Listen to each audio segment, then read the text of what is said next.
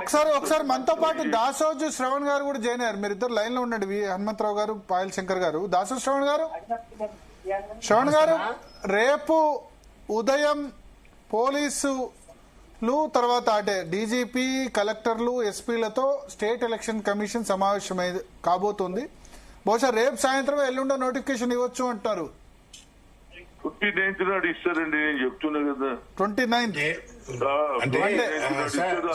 Holidays ఉన్నాయి కదా, holidays. ఎన్ని ఒక మాట స్వయం ప్రతిపత్తి కలిగిన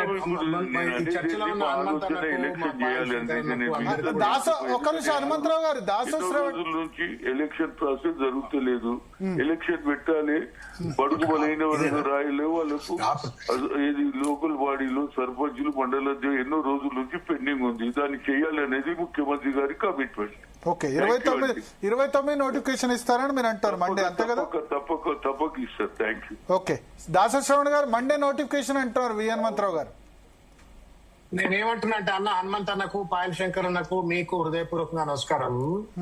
హనుమంత్ అన్నకు ఆప్టిమిస్ట్, జీవితం అంతా బీసీల కోసం కొట్లాడిండు కాబట్టి ఆయన చిత్తశుద్ధితోటి నోటిఫికేషన్ రావాలని చెప్పని కోరుకోవచ్చు. నేను ఆయన తప్పు పట్టను. But there is something called constitutional process అని ఒకటి ఉంటది, కాన్స్టిట్యూషనల్ శాంటిటీ అని ఒకటి ఉంటది. ఎన్నికల కమిషన్ నోటిఫికేషన్ వస్తుందని ముఖ్యమంత్రి చెప్తాడా, ఎన్నికల కమిషనర్ చెప్తాడా? I don't understand. స్వయం ప్రతిపత్తి కలిగిన ఎన్నికల సంఘం ముఖ్యమంత్రి నడుపుతున్నాడా, లేకపోతే కాంగ్రెస్ పార్టీ నడుపుతున్నదా, లేకపోతే అటానమస్ గా చట్టానికి లోబడి ఎన్నికల కమిషన్? ముఖ్యమంత్రి ఏం చెప్పలేదు. మీరు మా అన్న చెప్తున్నాడు, హనుమంత్ అన్న చెప్పిందంటే ముఖ్యమంత్రి చెప్పినట్టే, అందుకు చెప్తున్నాను ఈ మాట. ఒకటి.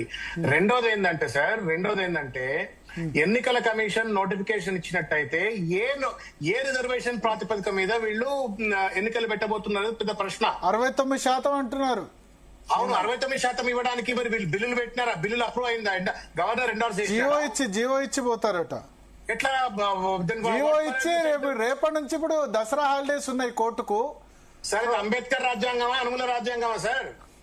అంబేద్కర్ రాజ్యాంగం అయితే మీరు గవర్నర్ గారి దగ్గర ఒక ప్రొసీజర్ ను మీరు ఇనిషియేట్ చేసినారు, మీరు బిల్స్ పాస్ చేసుకున్నారు అసెంబ్లీలో. ఆ బిల్స్ పాస్ అయిన తర్వాత రేపు గాన్ టు ద గవర్నర్ దాని మీద ఎండార్స్మెంట్ లేకుండా నేను జీవో ఇస్తా అంటే ఎవరి చెవుల పూలు పెడుతున్నట్టు ఇది?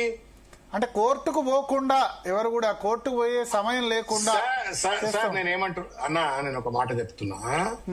ఈవెన్ ఎన్నికల కమిషన్ కూడా ఉన్నటువంటి ఒక రిజర్వేషన్ల యొక్క నిబంధనలకు లోబడి, ఉన్నటువంటి ఒక జీవోలో ఉన్నటువంటి ఒక చట్టానికి లోబడి వాళ్ళు ఇస్తారు.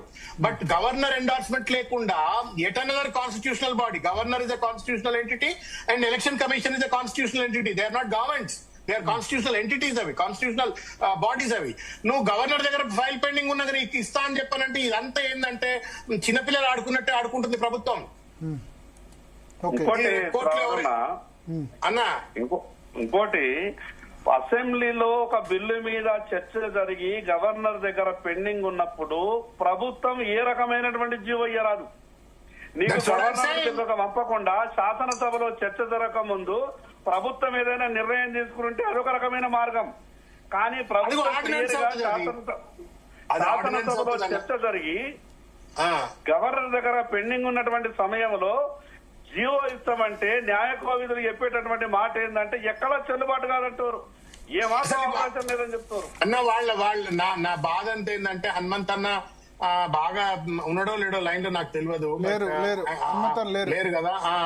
దురదృష్టం. మరి రేవంత్ రెడ్డి గారు ఏమైనా స్పెషల్ రాజ్యాంగం ఏమైనా ఫాలో అవుతున్నాడా, అంబేద్కర్ రాజ్యాంగాన్ని ఫాలో అవుతున్నాడా?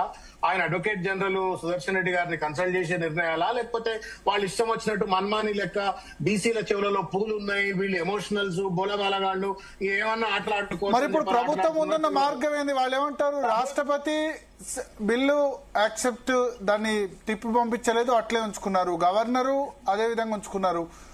ఎలక్షన్ ఏమో గడువేమో అయిపోతుంది. హైకోర్టు September 30th పెట్టింది, లేట్ అయిపోయింది, 1.5 years అయింది. జీవో ఇచ్చి కోర్టుకు వెళ్లే అవకాశం లేకుండా పోతాం అంటారు. అన్న ఒకటే నిమిషం భరత్ గారు, నేను ఒక విషయం చెప్తా. వీళ్ళ చిత్తశుద్ధిని ఎందుకు ఈ రాష్ట్ర బీసీలు అనుమానిస్తున్నారు అనంటే, ఈ అసెంబ్లీలో దెబ్బలు జరుపుకున్నటువంటి కాంగ్రెస్ పార్టీ పార్లమెంట్ లో వీళ్ళ నోరెందుకు మూతపడ్డది? చాలా విషయాల మీద మాట్లాడింది కదా.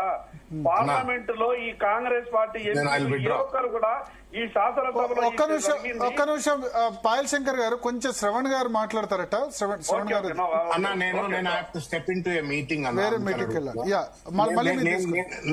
నేనేమంటున్నా అంటే అన్న, ఈ ప్రభుత్వానికి బీసీలకు రిజర్వేషన్ ఇవ్వాలన్నటువంటి ఒక చిత్తశుద్ధి లేదు. ఇది ఫస్ట్ ఫండమెంటల్ ఫ్యాక్ట్. ఇది ఉన్నట్టయితే అన్ని రాజకీయ పార్టీలను కూడగట్టుకొని ఎప్పుడైతే ప్రెసిడెంట్ ఆఫ్ ఇండియా దగ్గర ఆర్డినెన్స్ పోయినా, లేకపోతే గవర్నర్ దగ్గర బిల్స్ పెండింగ్ లో ఉన్నా, వీళ్ళు ఆల్ పార్టీ డెలిగేషన్ ను లీడ్ చేసి ఒక కలెక్టివ్ కన్సెన్సస్, ఒక ప్రెషర్ బిల్డింగ్ ఎక్సర్సైజ్ అనేటువంటిది ఒక డెమోక్రాటిక్ ఎక్సర్సైజ్ చేసి ఉండేవాళ్ళు. అది చేయలేదు. ఎంతసేపటికి క్రెడిట్ టేకింగ్. మేము ఇస్తున్నాము, కోట శ్రీనివాసరావు కోడిలక్క ముందు ఎలాడగట్టి వాళ్ళు నాటకాలు ఆడుతా ఉన్నారు. రెండవది ఏంటి అంటే, ఇవాళ మీరు పార్లమెంట్ లో ఇంతకుముందు పాయల్ శంకర్ గారు అన్నట్టుగా పార్లమెంట్ లో ఎందుకు ఈ అంశాన్ని లేవనెత్తలే? రాహుల్ గాంధీ గారితో ప్రెసిడెంట్ ఆఫ్ ఇండియా దగ్గర బిల్స్ పెండింగ్ ఉన్నాయని చెప్పి ఎందుకు లేవనెత్తలే? మూడవది, ప్రెసిడెంట్ ఆఫ్ ఇండియా దగ్గర 3 నెలల కంటే ఎక్కువ బిల్స్ పెండింగ్ లో ఉండకూడదని పెద్ద ఎత్తున ఒక పార్దీవాలా గారి జడ్జిమెంట్ వచ్చింది. ఆ జడ్జిమెంట్ వచ్చిన తర్వాత ఇప్పుడంటే అఫ్ కోర్స్ కాన్స్టిట్యూషనల్ బెంచ్ దానిపైన రివ్యూ జరుగుతా ఉంది, ఆర్గ్యుమెంట్ జరుగుతుంది. దానికంటే ముందే ఆ జడ్జిమెంట్ ని బేస్ చేసుకొని 3 నెలల లోపే సంతకం పెడతలేడు, మాకు ఎలక్షన్స్ వస్తున్నాయి, మా కాన్స్టిట్యూషనల్ క్రైసిస్ ఏర్పడుతుంది, ఇమీడియట్ ఎన్నికలు పెట్టాలని చెప్పని సుప్రీంకోర్టు ఎందుకు పోలేదు? They have no intention. ఇదంతా కూడా గుడ్డెద్దు చేయబడ్డట్టుగా ఒక దుర్మార్గమైనటువంటి ఒక జుగుప్స కలిగించేటువంటి ఒక రాజకీయ క్రీడ బీసీలతో ఆడుతా ఉన్నారు. అసలు 42% మిథ్య. నువ్వు 42% ఎట్లొచ్చినావు అంటే మేము డిక్లరేషన్ చేసినావు. డిక్లరేషన్ కు బేసిస్ ఏంది అంటే ఎవడు చెప్పడు. ఆ 42% నువ్వు ఆర్డినెన్స్ అంటావు, బిల్లులు అంటావు, మళ్ళీ ఇప్పుడు జీవోలు అంటున్నావు. తమాషా చేస్తున్నారు. వాళ్ళకి తెలుసు ఎవడో కోర్టుకు పోతాడు, ఆ కోర్టుకు పోతే కోర్టు కొట్టేస్తుంది. కాబట్టి మొత్తం అంతా కూడా ఇలా ఏంది, నోటిఫికేషన్ ఇస్తే నోటిఫికేషన్ అసలు నోటిఫికేషన్ ఎట్లా ఇస్తావు నువ్వు? What is the basis of your notification? Basis of the notification should be A constitutionally valid reservation కదా. మీ జైలు సంస్థ కాదు కదా రాజ్యాంగ ఎన్నికల సంస్థ. అంటే బీసీల నోట్లో మన్ను కొట్టే ప్రయత్నం ఇది. మళ్ళా రెడ్ వచ్చి ఆట మొదలై అన్నట్టుగా వీళ్ళు ఉన్న కాస్త అన్న మాటలు అమలు చేయకుండా గతంలో ఉన్నటువంటి రిజర్వేషన్లతో ఎన్నికలకు పోయేట్లు ఫుట్ ట్రైనర్ రేవంత్ రెడ్డి గారు ప్రభుత్వం చేస్తా ఉంది. అంటే ఇప్పుడు మీరేం సొల్యూషన్ చేస్తారు మరి ఇప్పుడు? సార్, ఇది నేనేమంటున్నా అంటే, ఇప్పుడు ఆయన ఏంది మొత్తం ఇన్ని రోజులు కాలయాపన చేసినాడు. ఆయన 42% రిజర్వేషన్ నేను ఫస్ట్ నెలల్లోనే ఇస్తా అని చెప్పని వాగ్దానం చేసి అధికారంలోకి వచ్చి 24 నెలలు అయిన తర్వాత ఇప్పుడు నాకు కాన్స్టిట్యూషనల్ క్రైసిస్ ఉన్నది, లోకల్ బాడీ ఎన్నికలు పెట్టినట్టయితే నేను పెద్ద ఎత్తున నాకు ఫైనాన్స్ కమిషన్ కి నిధులు రావట్లేవు, నా టైం అయిపోతా ఉందని ఒక ఒత్తిడి పట్టుకొచ్చేసి ఆయన ఏం చేస్తాడంటే గతంలో ఉన్నటువంటి ఎన్నికలే ఇచ్చే ప్రయత్నం చేస్తా ఉన్నాడు. He has messed up this whole thing. నువ్వు ప్రెసిడెంట్ ఆఫ్ ఇండియా దగ్గర బిల్లులు పంపినప్పుడు ప్రెసిడెంట్ ఆఫ్ ఇండియా దగ్గరికి ఎందుకు తీసుకోవాలి? పార్లమెంట్ ఎందుకు మాట్లాడలే? సుప్రీంకోర్టు దగ్గరికి ఎందుకు పోలే?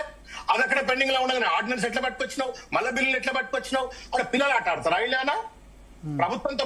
ప్రభుత్వము, చట్టము, రాజ్యాంగము, కోర్టులు పిల్లల ఆట ఇదేమన్నా? పిల్లల ఆట ఆడినారు. ఇది వాస్తవానికి 42% రిజర్వేషన్ పేరు మీద బీసీల యొక్క మనోభావాలతో, భావోద్వేగాలతో చిన్నపిల్లలు ఆట ఆడినట్టు ఆడినాడు. గల్లీ రాజకీయాలు ఇవి. ఇది ఒక విజ్డమ్ ఉన్నటువంటి విఘ్నతున్న రాజకీయాలు కావు ఇవి. Okay okay. సో అంటే ఇప్పుడు అల్టిమేట్ గా ఇప్పుడు ఎన్నికలు, స్థానిక ఎన్నికలు అయితే నిర్వహించాలి. 1.5 year ఆలస్యం అయింది. ఇప్పుడు 42% ఇవ్వకపోతే ఒక పంచాయతీ ఇస్తే సంబంధించి ఇవ్వడానికి ఇటువంటి అడ్డక్కులు ఉన్నాయి. మీరు ఆ పొజిషన్ లో ఉంటే ఏం చేస్తారు శ్రవణ్ గారు? నేను ఆ పొజిషన్ లో ఉంటుంటే ఫస్ట్ ఆఫ్ ఆల్ ఇన్ని రోజులు లేట్ కాదు. ప్రెసిడెంట్ ఆఫ్ ఇండియా దగ్గరికి ఎప్పుడైతే ఆర్డినెన్సెస్ పోయినాయో, ఆర్డినెన్స్ పోయిన వెంటనే నేను all party delegation Payal Shankar అని బతలాడుకుంటే, కిషన్ రెడ్డి గారిని బతలాడుకొని, బండి సంజయ్ గారిని రకరకాల రీతిలో అందరిని బతలాడుకొని పార్లమెంట్ లో ఆ 17 మంది పార్లమెంట్ సభ్యులను తీసుకుపోయి ప్రెసిడెంట్ ఎదురు కూర్చోబెట్టి నేను అన్ని రాజకీయ పార్టీల మీ ముందు వచ్చినామయ్యా, రాజ్యసభ, లోక్సభ మాకు న్యాయం చేయండి అని చెప్పి ప్రెసిడెంట్ బతలాడుకుంటుంటే, ఒకవేళ ప్రెసిడెంట్ అక్కడ ఒప్పుకోకపోతే నేను ఇమీడియట్లీ నాకు పార్దీవాలా జడ్జిమెంట్ అనేటువంటిది నాకు ప్రెసిడెన్స్ ఉంది కాబట్టి నేను సుప్రీంకోర్టు పోతుంటే ఏమి చేయాలి? Drama. Everything is drama. Everything is drama, drama, drama, drama. మేమేమో ఇప్పుడు చప్పట్లు కొడతా ఉన్నాం, సంఖ్యలు గుద్దుకుంటున్నాం. కోట శ్రీనివాసరావు కోడి కనుక బిర్యానీ తిన్నట్టుగా మా బీసీలకు రిజర్వేషన్ వచ్చినాయని చెప్పని పాలాభిషేకాలు, పూలాభిషేకాలు నడిపిస్తా ఉన్నాం. మరి ఎట్లా దీని సొల్యూషన్ మీ ఉద్దేశంలో? ఇప్పుడు జీవో ఇప్పుడు ఒక నిమిషం. రేపు ఉదయం ఎన్నికల కమిషన్ జిల్లా కలెక్టర్లు, ఎస్పీలు, డీజీపీ, సిఎస్ వీళ్ళందరితో మీటింగ్ పెట్టబోతుంది. రేపు దానికేమున్నది ఆయన పిలిస్తే ఎవరైనా వచ్చి కూర్చుంటారు. DGP. పెట్టి రేపు సాయంత్రమో లేకపోతే వి హనుమంతరావు గారు అన్నట్టు మండే రోజు ఎలక్షన్ నోటిఫికేషన్ ఇస్తారు. హైకోర్టుకు సెలవులు ఉన్నాయి. హైకోర్టుకు వెళ్ళినా వెకేషన్ బెంచ్ మాత్రమే ఉంటుంది.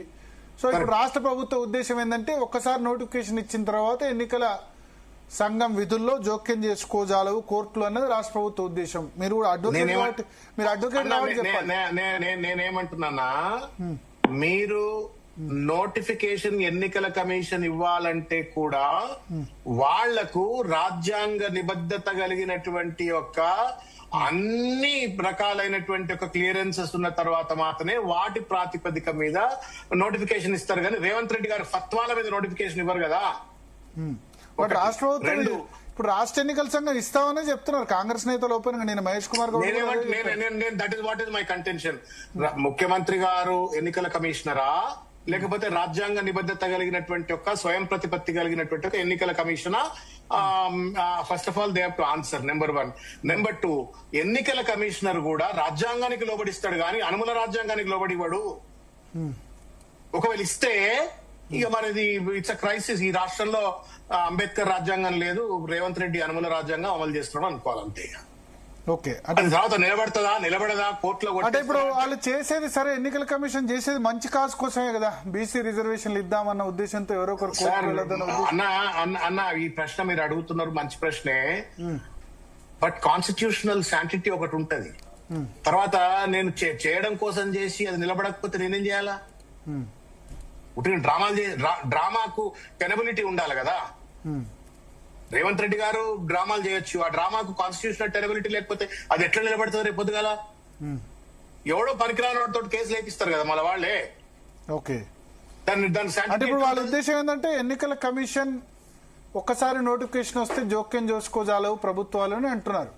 నేను I have to wait and watch. Even ఎన్నికల కమిషన్ నోటిఫికేషన్ ఇవ్వాలంటే కూడా ఆయన ఏ ప్రాతిపదిక మీద ఇస్తా ఉన్నాడు, ఏ రిజర్వేషన్లను ఆయన బేస్ తీసుకొని నోటిఫికేషన్ ఇస్తాడు అనేటువంటిది కూడా ప్రామాణికమే కదా. That is what I'm saying. Ambedkar రాజ్యాంగం తెలంగాణలో ఉందా, లేదు అనుమల రాజ్యాంగం అమల్లో ఉందా? రేవంత్ రెడ్డి గారు ఫత్వాలే కనుక వాళ్ళకి ఆదర్శమై వాటి బేసిస్ మీదనే కనుక పనిచేసినట్టయితే దట్స్ అ డిఫరెంట్ స్టోరీ. మీ బీఆర్ఎస్ స్టాండ్ ఏంటి ఈ విషయంలో?